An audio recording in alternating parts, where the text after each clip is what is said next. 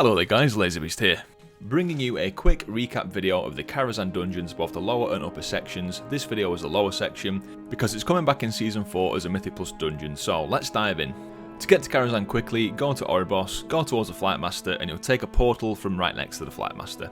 Okay, so here's where you start your dungeon run. So you want to run up the ramp, use some movement speed abilities here, then you want to take a right, go down the stairs and then go left, follow the room, and then you go down again onto the stage for the first boss fight. Now this is the opera fight, and as you'll probably know, this can be one of 3 different fights. The first one it could be is Beautiful Beast, so the kill order for this fight is Bablet, then Luminor, Mrs. Cauldrons, and then Coggleston. When one of them dies, they will heal to full and gain a 25% increased damage buff, so watch your cleave here. Throughout the fight, you want to make sure that you burst down any adds to avoid big tank damage. And be aware of Bablet's fixate, so he'll fixate on a random party member and change targets every 12 seconds. Try not to kite him through the burning blazes that Luminor leaves on the ground, because if you do, you'll gain a movement speed buff, eventually making him impossible to kite. If you get hit by Soup Spray, which is cast by Miss Cauldrons, you will get a debuff, which will then allow you to remove the fire patches on the floor, so if there's a lot around there, just know that you can remove some of them to make the fight a bit easier. You should save your interrupts for Heat Wave, cast by Luminor, and for Soup Spray. So the second boss this could be is the Westfall Story fight. So this fight starts with a guy called Tony, and for each phase of the fight the priority is to basically just kill the ads. So kill the 3 Defias guys and then kill Tony himself. Then you'll swap and fight the Murloc guys, and then when the Murloc guys are low enough, Tony will come back and you'll fight them both at the same time. This fight basically has a lot of things that you need to dodge, so just keep a good level of spatial awareness throughout the fight and you'll be just fine.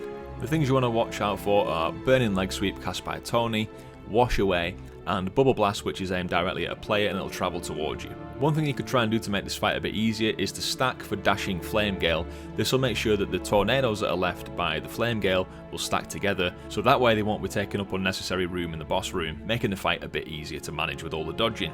So the third possible encounter from this boss is the Wicket encounter. It's basically 2 bosses that share an HP pool, so make sure that you use your cleave on this fight. Winged assistants will spawn throughout the encounter, so just make sure you do your best to get them cleaved down so that you don't end up with an overwhelming amount of them, but they don't need to be directly focused. The main thing that you want to watch out for in this fight is a spell called Magic Magnificent. Now what you need to do when this is cast is take one of the purple gravity wells to whiz up into the air to avoid the damage. This is pretty much exactly the same as the Dealer Zyxa fight from the other side in Shadowlands. Bear in mind that you can't just jump into the air to avoid this, even in like a Demon Hunter double jump doesn't work, so if there aren't enough wells for everyone to take, try and leave someone behind who has an immunity or a big defensive cooldown to soak the damage. So once the boss is down, you want to leave the stage of the opposite side to which you entered, and then go through the backstage area, down the ramp, up the ramp on the other side, and then keep left and take the doorway to your left, heading towards the Maiden encounter, so clear down that corridor. Now the main mechanic of Maiden is that she will target a player with Sacred Ground. After a few seconds it will drop a pool at your feet which will expand slowly. If you stand in it for long enough it'll apply a dot to you, and so you want to try and drop this at the edge of the room so it doesn't fill up the room too quickly. She'll target somebody with Holy Bolt, and it's a multi-target ability, so you want to make sure that you're not within 6 yards of anybody else to avoid being cleaved by this. You want to make sure that you interrupt Holy Shock and Holy Wrath on every cast. The other big mechanic is Mass Repentance, so you need to prepare yourself by stepping very briefly into the pool of Sacred Ground, so it gives you the debuff which will then tick when you get stunned by Mass Repentance and remove the stun. Healers may want to go in this slightly earlier, roughly perhaps 8 seconds before the Mass Repentance cast goes off. That way the buff will be pretty much gone by the time the cast does go off, meaning that you can just focus on healing back up your group and not so much about yourself. When the boss is down, head back out of Maiden's room, up the corridor that you came through and take a left out the door that you came through previously.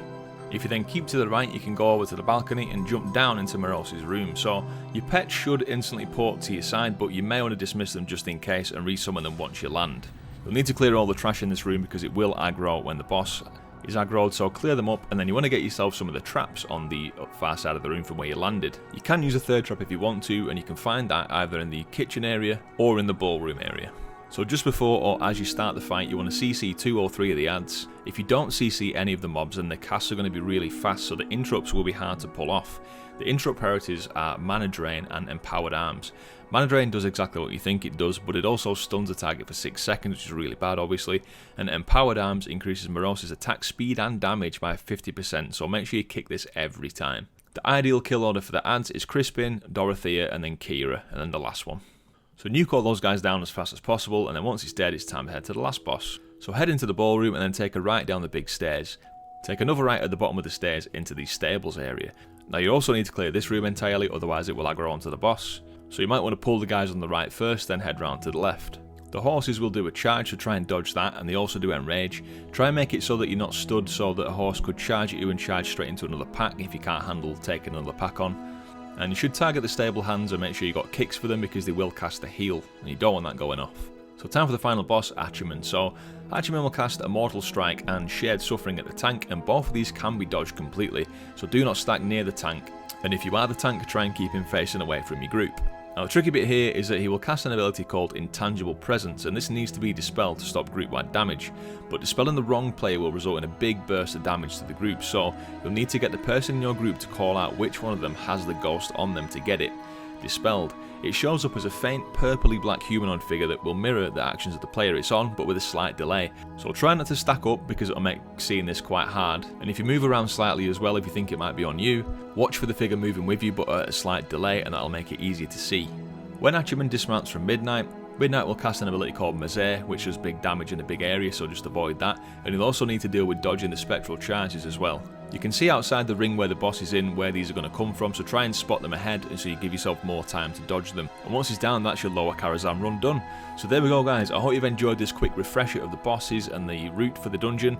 I will be doing some other quick recap guides for the other dungeons coming back in Mythic Plus of Season 4, so if you want to see those, please check down in the description. Good luck getting it down. If you've enjoyed this video and like guides like this, please consider leaving a like on the video and subscribing to the channel for more guides like this. Thanks so much, I've been LaserBeast and I'll catch you next time. Cheers.